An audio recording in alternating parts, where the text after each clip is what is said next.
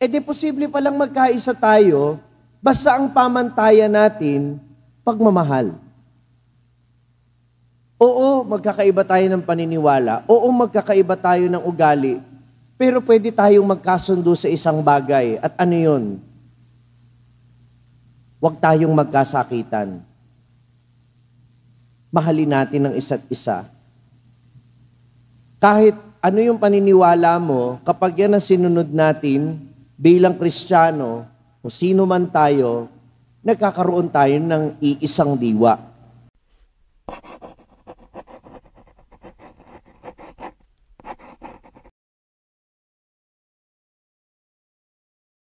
Sumainyo ang Panginoon at sumainyo ang mabuting balita ng Panginoon ayon kay San Juan. Papuri sa iyo, Panginoon.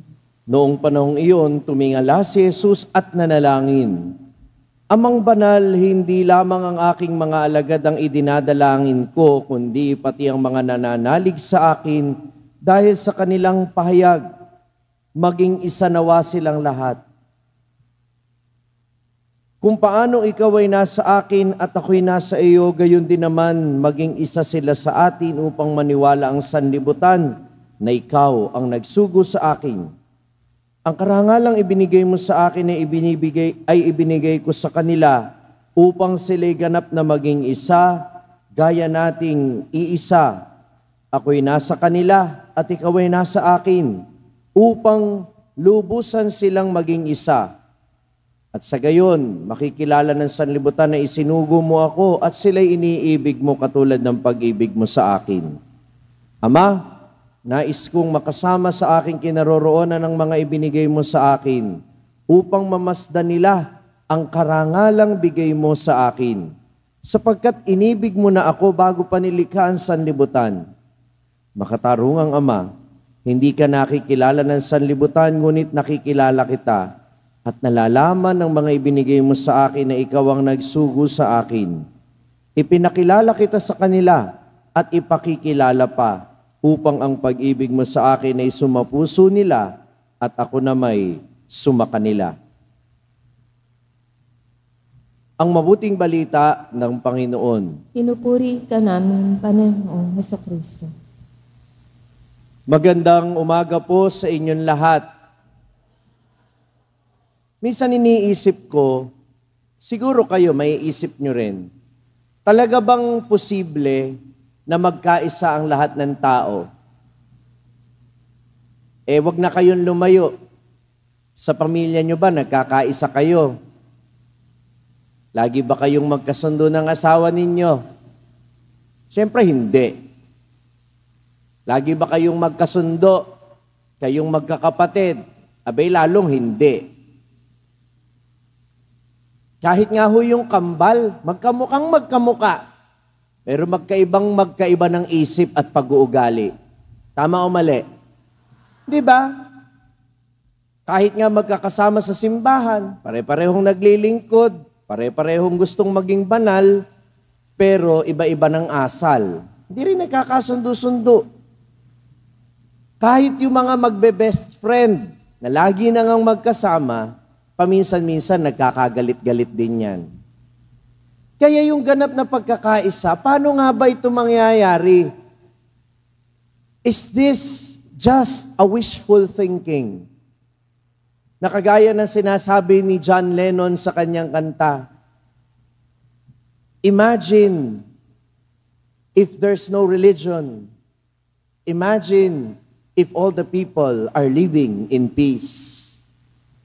Sabi ko nga, kung gusto talaga natin ang lugar na tahimik, walang nag-aaway, lahat magkakasundo, walang nagtatalo-talo, isang lugar lang yun, kung saan man. Alam ninyo kung saan? Diyan sa Umboy, tabi-tabi sila. Yung memorial, yung Baraswain Cemetery, walang nag-aaway dyan, napakatahimik dyan. Pero tandaan ninyo, hanggat buhay ang tao, hanggat tayo may kanya-kanyang isip, may kanya-kanyang ugali, talagang merong mga hindi pagkakasundo at talagang parang malabo yung pagkakaisa na iniisip natin. Pero baka kasi magkaiba tayo ng iniisip, Kapag sinabi nating pagkakaisa, baka iba yung expectations natin bilang mga tao sa expectations ng ating Panginoon. Baka iba yung tinutukoy niyang pagkakaisa sa pagkakaisa na tinutukoy natin. Kasi para sa atin, pagkakaisa means uniformity. Baka ang iniisip nating pagkakaisa yung pare-pareho tayo ng pag-iisip, pare-pareho tayo ng pag-uugali, pare-pareho tayo ng pananaw. And it will never happen. Pero baka ang iniisip ng Panginoon ay yung pagkakaisa natin ng diwa sa pagmamahal. Kasi lahat ng tao may kapasidad magmahal. Tama o mali? Di ba? Ang tao parang bigas at gasolina yan. Laging nagmamahal. Ang tao, kahit maraming masakit na pinagdaanan sa buhay, hindi niya maiiwasang magmahal. Kaya nga kapag may tao sa harapan mo, nagmamalasakit ka dyan kahit hindi mo kilala. Di ba? Kahit iba-iba tayo ng paniniwala at ng pananampalataya, kapag ang pinag-usapan na natin ay karapatang pantao, kapag ang pinag-usapan natin malasakit, na masamang pumatay, masamang manakit ng kapwa, masamang manirampuri, kahit anong pananampalataya mo, lahat naniniwala dyan. Amen ba yun? Di posible palang magkaisa tayo, basta ang pamantayan natin, pagmamahal. Oo, magkakaiba tayo ng paniniwala. Oo, magkakaiba tayo ng ugali. Pero pwede tayong magkasundo sa isang bagay. At ano yun? Huwag tayong magkasakitan.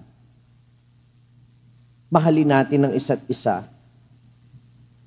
Kahit ano yung paniniwala mo, kapag yan ang sinunod natin bilang Kristiyano, o sino man tayo, nagkakaroon tayo ng iisang diwa.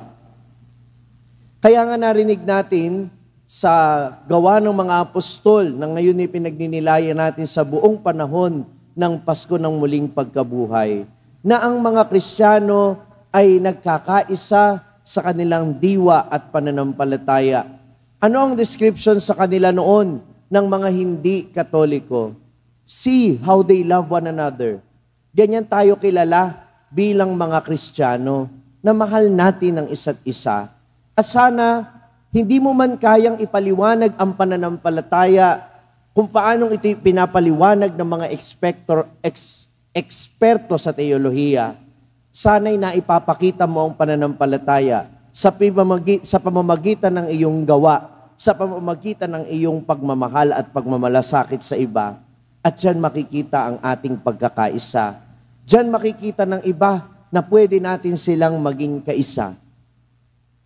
Dahil kagaya nga nung sinabi ko nung linggo, if we want to proclaim the faith, if we want to show them what is unity, we don't have to explain sometimes. Hindi kailangan palaging magpaliwanag. Ang kailangan lang ay magpakita tayo ng mabuting halimbawa.